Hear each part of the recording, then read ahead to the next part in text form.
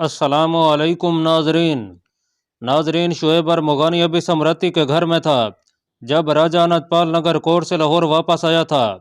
समरती की खादमा ने उसे बताया कि राजा तो आ गया है, समरती नहीं आई। 2-3 रोज बाद खादमा ने बताया कि जो लड़कियां राजा के साथ गई थीं वो बताती हैं कि पहली रात ही नगर कोर्ट का पंडित समरती को अपने साथ ले गया था। वो मंदिर से वापस नहीं आई थी। दूसरे दिन राजा वहां से चल पड़ा था। अरमुगानी सोचने लगा कि समरती क्यों नहीं आई। शायद नगर कोर्ट के पंडित को वो इतनी अच्छी लगी हो कि उसने उसे अपने पास रख लिया हो। उस पंडित की फरमाइश को कोई राजा टाल नहीं सकता था। बूढ़ी खादमा को समरती से इतना प्यार था कि दिलो जान से उसकी वफादार थी। उसने समरती की ख्वाहिश के मुताबिक अरमुगानी को कीमती राज की तरह छुपा कर रखा था और हर रोज उसके जख्मों की मरहम पट्टी करती थी। जख्म ठीक होते जा रहे थे। शुएब अरमुगानी गिरफ्तारी से बच गया था। उसे पनाह भी मिल गई थी। यही उसका मसला था। उसे वहां से निकल जाना चाहिए था, मगर उसके लिए ज़रफ़ा एक जज्बाती मसला बन गई थी। वो ज़रफ़ा को हासिल करने की सोच रहा था। समरती की खादमा उसके इस राज से वाकिफ नहीं थी, इसलिए वो इस बुढ़िया से ये नहीं कह सकता था कि वो ज़रफ़ा नाम की एक लड़की को तलाश करे। एक रोज़ एक बग्घी समरती के घर के सामने रुकी। खादमा दौड़ती गई कि समरती आई है, लेकिन उसमें से 2 लड़कियां उतरी। अरमुगानी अंदर छुप कर देख रहा था। उसने लड़कियों को देखा तो उसे अपनी आंखों पर यकीन ना आया। उनमें से एक ज़रफ़ा थी। वो समरती से मिलने आई थी। खादमा उन्हें अंदर ले आई। अरमुगानी दूसरी लड़की की मौजूदगी में नहीं मिल सकता था। वो खादमा को आवाज़ भी नहीं दे सकता था। सोच सोच कर उसने एक फूलदान फर्श पर फेंक दिया। खादमा ने आवाज़ सुनी तो दौड़ी गई कि बर्तन कौन तोड़ रहा है। मैंने तुम्हें बुलाने के लिए फूलदान फेंका था। उसने खादमा से कहा, इनमें ज़रफ़ा नाम की एक लड़की है, उसे इस तरह मेरे पास भेजो कि दूसरी को पता ना चले। ये समरती से मिलने आई हैं। खादमा ने कहा, इन्हें मालूम नहीं था कि समरती यहाँ नहीं है, वो जा रही हैं। अरमुगानी के इसरार पर खादमा मान गई। वो तजर्बाकार औरत थी। वो दूसरी लड़की को किसी बहाने से बहर ले गई। अरमुगानी ज़रफ़ा के सामने आन खड़ा हुआ। ज़रफ़ा की आंखें हैरत से खुल गईं। वो दौड़कर अरमुगानी से लिपट गई। बोली, तुम अभी यहीं हो? जख्मी कैसे हुए हो? अगर धोखा देना है तो बता दो।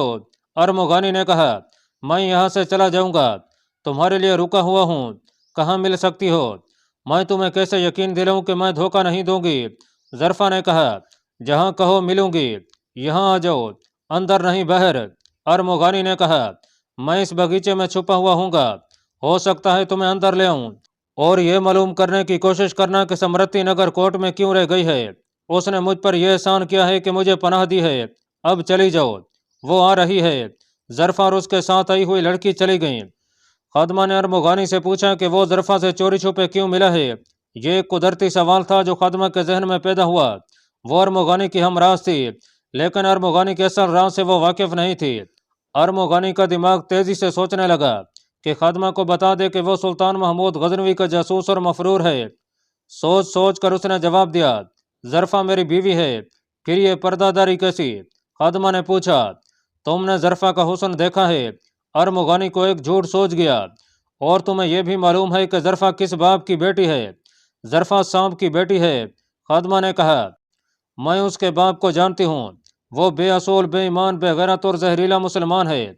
वो बेटी की जवानी और उसके हुस्न के बलबूते पर राज दरबार का खास आदमी बना हुआ है, और इस बाप की बेटी ने चोरी छुपे मेरे साथ शादी कर ली थी।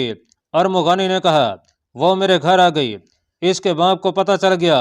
तुम्हें मालूम है कि जासूसी के शक में यहाँ मुसलमानों की पकड़ धकड़ कैसी बेदर्दी से हुई थी। लोगों ने जाति दुश्मनियों की वजह से भी एक दूसरे को पकड़वा दिया था। ज़रफ़ा के बाप ने एक ऊंचे रुतबे के आदमी को यह झांसा देकर साथ लिया कि वो ज़रफ़ा की शादी उसके साथ कर देगा, और उन्होंने एक रात फौज के 3-4 आदमियों को साथ लेकर उन्हें यह बताया कि मैं जासूस हूँ और मेरे घर छापा मारा। यह ज़रफ़ा थी जिसने मुझे बचाया और फरार में मदद दी। तुम्हारी मालकिन को मैंने ये कहानी सुनाई तो उसके दिल में रहम पैदा हो गया। क्या मैं तुम्हें जासूस नजर आता हूँ? नहीं। फातिमा ने कहा, यह ज़रफ़ा के बाप की इंतकामी कार्रवाई है। तुम अब क्या करना चाहते हो? मैं अब लाहौर में नहीं रह सकता। अरमुगानी ने जवाब दिया, अगर ज़रफ़ा के बाप के सामने आ गया तो वो मुझे गिरफ्तार या कत्ल करा देगा। मैं ज़रफ़ा को साथ लेकर पेशावर चला जाऊंगा। क्या वो तुम्हारे साथ जाने के लिए तैयार है? बिल्कुल तैयार है। शुएब अरमुगानी ने जवाब दिया, मैं तुम्हें इस राज में भी शरीक करना चाहता हूँ। मुझे तुम पर भरोसा है। ज़रफ़ा कल शाम के बाद चोरी छुपे यहाँ आ रही है। मैंने बगीचे में एक जगह मिलने को कहा था, लेकिन अब मैंने तुम्हें इस राज में शरीक कर लिया है, तो क्या तुम पसंद करोगी कि ज़रफ़ा को मैं अंदर ले आऊँ? इसमें खतरा ये होगा कि उसके ताकों में कोई आ गया तो मैं पकड़ा जाऊंगा, तुम उसे अंदर ले आना। खादमा ने कहा, मैं कुत्ता खुला कर दूंगी, अगर कोई आ गया तो कुत्ता उसे आगे नहीं आने देगा, इतने में तुम इधर उधर हो सकते हो। ज़रफ़ा को छुपाने की ज़रूरत नहीं, मैं कह सकती हूँ कि सम्राटी से मिलने आई थी। क्या तुम मालूम कर सकती हो कि महाराजा वापस आ गया है तो सम्राटी क्यों नहीं आई? अर्मोगानी ने पूछा। कोशिश करूंगी, खादमा ने कहा। मैंने ज़रफ़ा से कहा था कि मालूम करे। ज़रफ़ा ने मालूम कर लिया था, वो रात को आ गई। अर्मोगानी बगीचे की फसील के बाहर उस जगह इंतजार कर रहा था जहां वो फरार की रात आकर छुपा था। बहुत इंतजार के बाद ज़रफ़ा आई, वो ज़रफ़ा को अंदर ले गया। ज़रफ़ा ने अर्मोगानी को पहली खबर यह सुनाई कि नगर कोट के बड़े पंडित ने सम्राटी को इंसानी कुर्बानी के लिए वहीं रख लिया है। दूसरी खबर यह कि महाराजा अनतपाल की फौज और 3-4 और रियासतों की फौजें जो लाहौर में जमा हुई थीं, पेशावर की तरफ कूच कर गई हैं।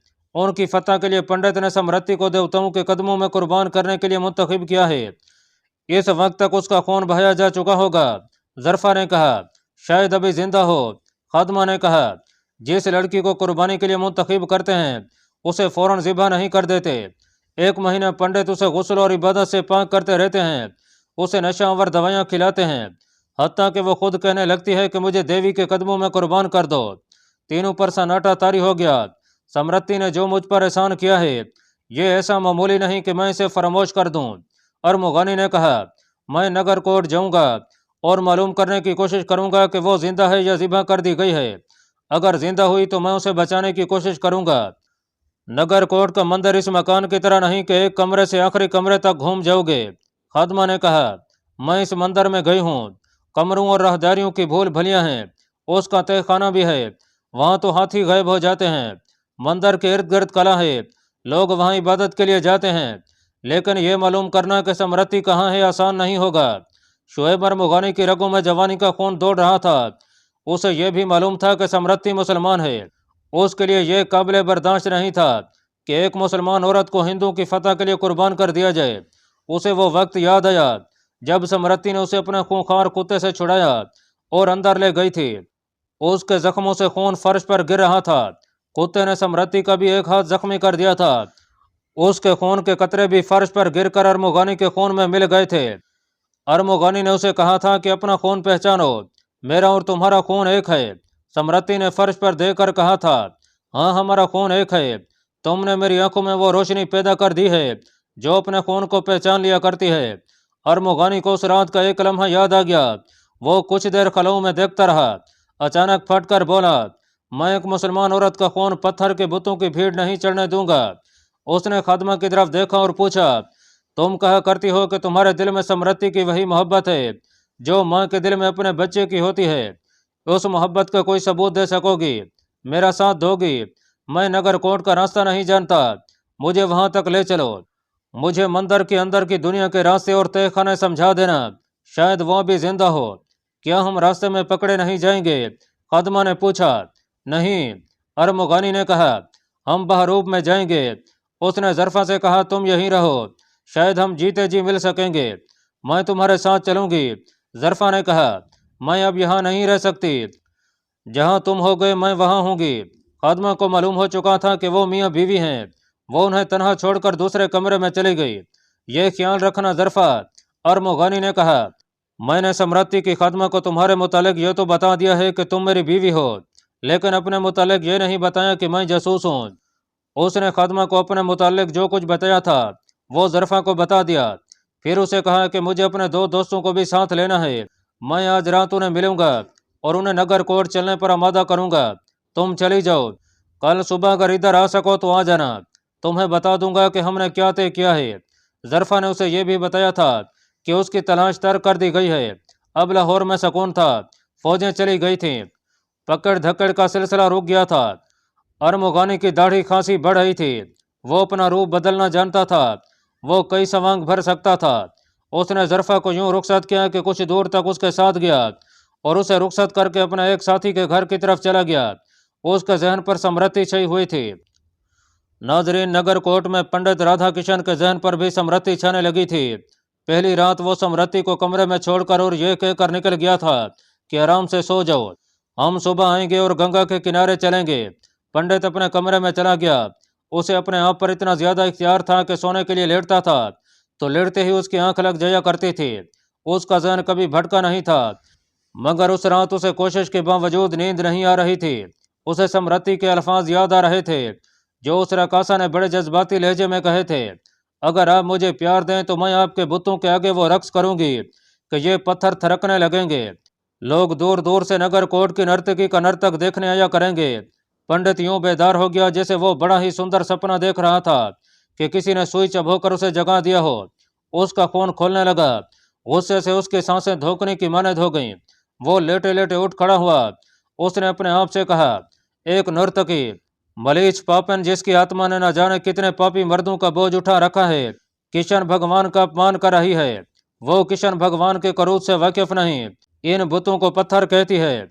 उसने एक हाथ का घोंसा अपने दूसरे हाथ की हथेली पर मारा और दांत पीस लिए। वो जरा ऊंची जबान में बोलने लगा, उसे पाक करना है, बहुत दिन लगेंगे। पाक करके उसके खून से किशन मरारी के पांव धोए जाएंगे। पंडित के जहन और दिल पर समृद्धि का जो तिलिस्म तारी हो गया था वो उतर गया। वो लेटा और उसकी आंख लग गई। पंडित राधा किशन मामूल के मुताबिक उस वक्त जाग उठा जब शहर अभी तारीख थी। वो मंदिर की बुलंदी से उतरा और भजन गुनगुनाता हुआ पहाड़ी के करीब नीम दायरे में बहती हुई बिन गंगा तक जा पहुंचा। बिन गंगा को गंगा नदी भी कहा करते थे।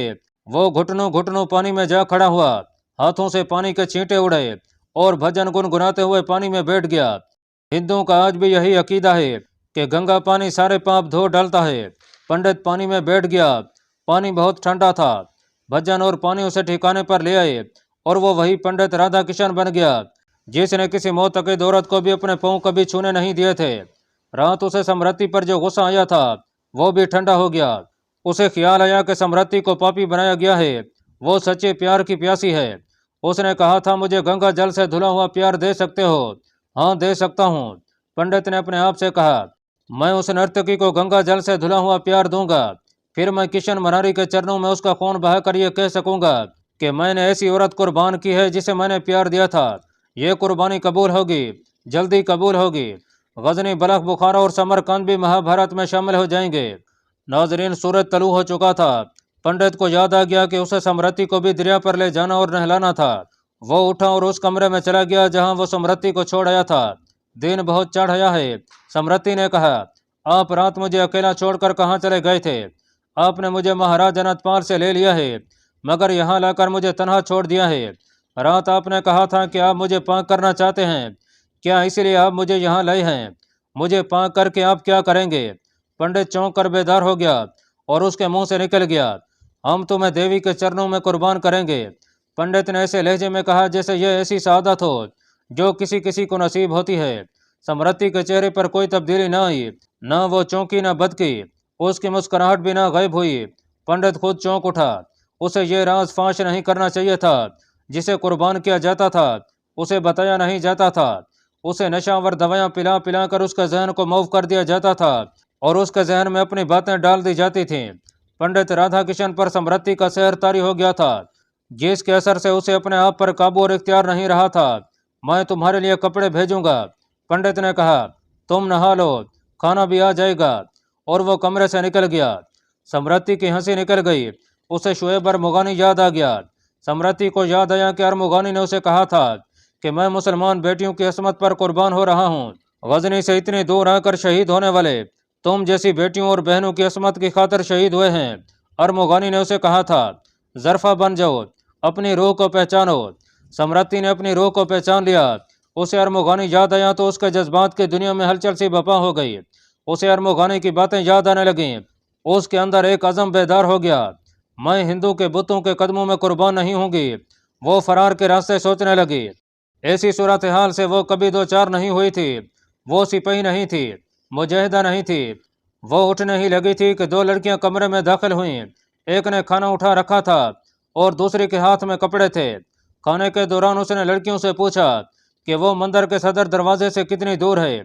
लड़कियों ने उसे बताया कि उन्हें हुक्म मिला है कि वो उसके साथ कोई फालतू बात न करें। الٹا انہوں نے سمرتی سے پوچھا کہ وہ کون ہے۔ میں نگر کوٹ کی نرتکی ہوں۔ سمرتی نے کہا، مجھے بڑے پنڈت جی مہاراج اس منظر کے لیے لائے ہیں، میں یہاں ناچا اور گایا کروں گی۔ مہاراج نے کہا تھا کہ تمہارا بہت خیال رکھیں۔ ایک لڑکی نے کہا، یہ مہاراج کی نوازش ہے۔ سمرتی نے کہا، وہ مجھے خود سارے مندر کی سیر کریں گے۔ میں نے ایسے ہی پوچھا تھا کہ صدر دروازہ کہاں ہے۔ وہ اسی دروازے سے مندر میں آئی تھی۔ لڑکیوں نے اسے صدر دروازے تک کا راستہ بتایا تو وہ کچھ بھی نہ سمجھی، سوائے اس کے کہ وہ کسی راہبر کے بغیر صدر دروازے تک نہیں پہنچ سکے گی۔ اگر وہ صدر دروازے سے نکل بھی جائے تو مندر کے ارد گرد قلعہ تھا۔ اس نے لڑکیوں سے بہت کچھ پوچھا، انہوں نے اسے کچھ بتایا کچھ نہ بتایا۔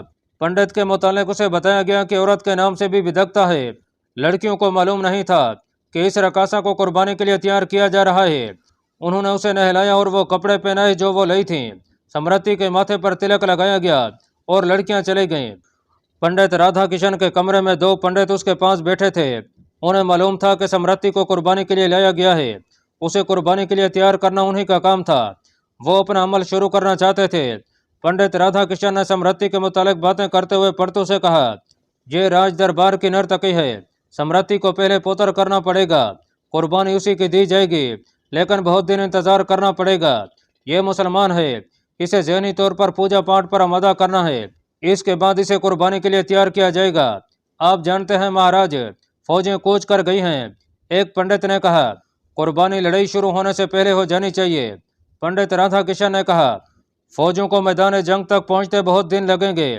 جتنی فوج گئی ہے اس کے مقابلے میں محمود غزنوی کی فوج ہاتھی کے مقابلے میں بلی جیسی ہے، اسے کچل کر ہماری فوجیں غزنی کی طرف نکل جائیں گی۔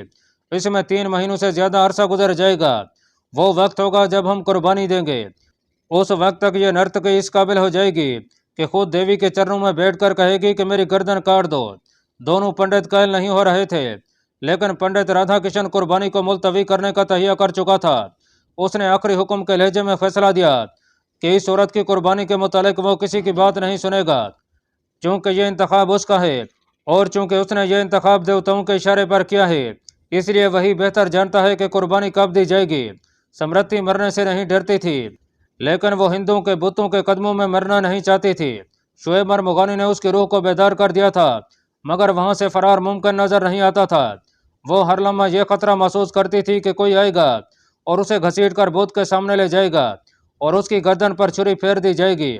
اس نے سن رکھا تھا کہ پنڈت لوگ عورت کے معاملے میں پاک باز نہیں ہوتے، لیکن لڑکیوں نے اسے بتایا تھا کہ پنڈت رادھا کشن پاک باز ہے اور وہ رشی ہے۔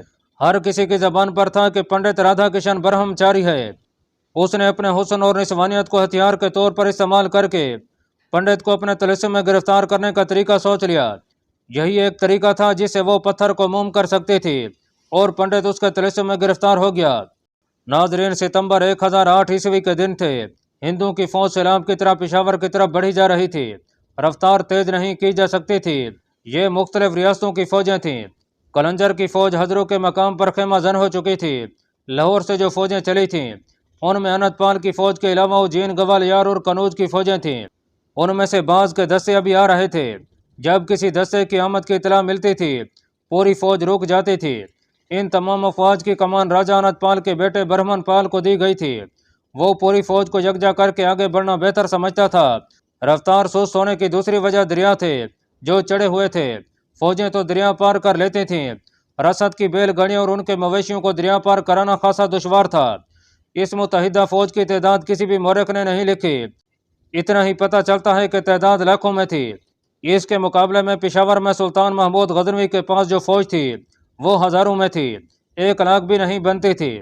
ہندوؤں کی اتنی زیادہ فوج کو سیلابی دریا پار کرتے کئی دن لگ رہے تھے۔ چھوٹی بڑی ندیاں بھی تھیں۔ رفتار سست ہونے کی ایک وجہ یہ بھی تھی کہ سارے ملک میں ہندوؤں کے ذریعے پروپیگنڈا کیا گیا تھا کہ مسلمانوں کی فوج سارے ہند کو فتح کرنے کے لیے آ رہی ہے اور یہ فوج مندروں کو مسمار کر کے مسجدیں تعمیر کرے گی۔ مسلمانوں کے خلاف ایسا خوفناک پروپیگنڈا کیا گیا تھا کہ متحدہ فوج کے راستے میں لوگ آ جاتے اور فوج کو روک لیتے تھے۔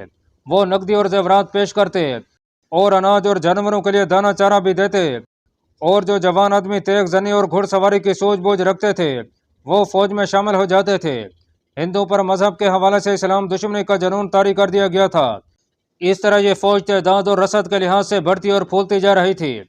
جیسا کہ پہلے کہا جا چکا ہے کہ ہندوستان نے ایک ہی محاذ پر اتنی زیادہ فوج نہ کبھی دیکھی تھی، نہ تاریخ نے اس کے بعد کسی بھی دور میں دکھائی۔